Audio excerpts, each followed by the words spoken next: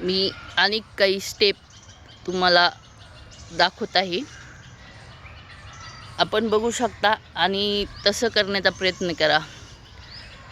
आपल्या हृदयासाठी ते खूप चांगलं असतं आणि त्यामुळे अटॅक येत नाही, पण ते कंटिन्यू करावं लागते. हे बघा, आता मी तुम्हाला दाखवते की आपण कसं करायचं आणि ते केल्याच्या नंतर आपल्याला अटॅक येण्याची शक्यता कमी असते.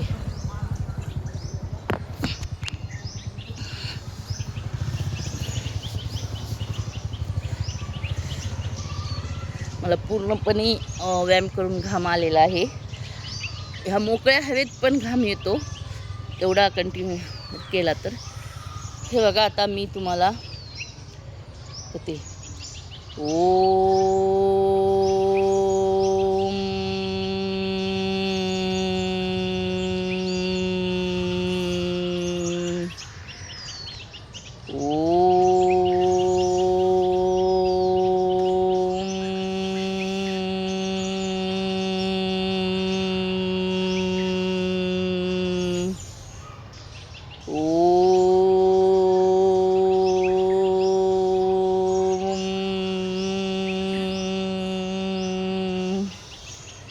हे जे आपल्या तोंडातला आवाज येतो ना, त्यामुळे आपल्याला अटॅक येण्याची शक्यता कमी असते.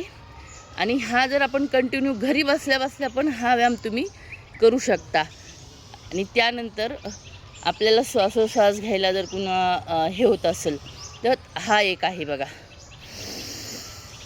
एका नाकाने नाक आणि तोंड बंद करून श्वास घ्यायचा वरती.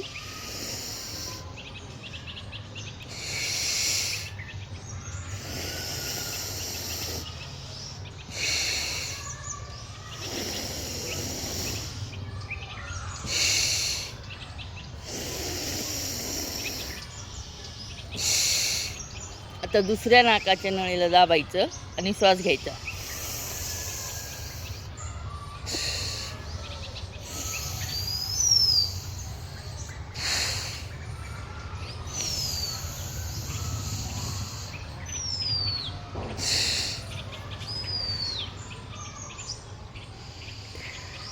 असं आपण 4 ते 5 वेळाच करायचं. आणि त्यामुळे आपल्याला श्वासोश्वास घ्यायला पण हे होतं. आणि अगोदर मी जे सांगितलेले आहेत त्यानंतर शक्य असेल तर, जर तुम्हाला जमत असेल, शक्य असेल तर, बऱ्याच जणांना काही प्रॉब्लेम होतात, त्यानंतर शक्य असेल तर असे ज्यांना शक्य असेल त्यांनीच, ज्यांना गुडघ्याचा त्रास आहे त्यांनी करायचं नाही. हे बघा, असं बसायचं, टाईट बसून असे हात करायचे.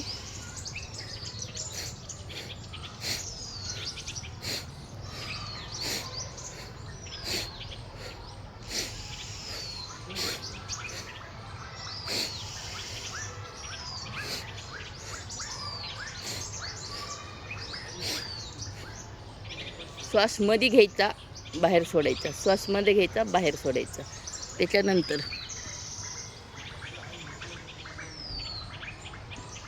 जेवढं खाली वाकता येईल तेवढं वाकायचा प्रयत्न करायचा.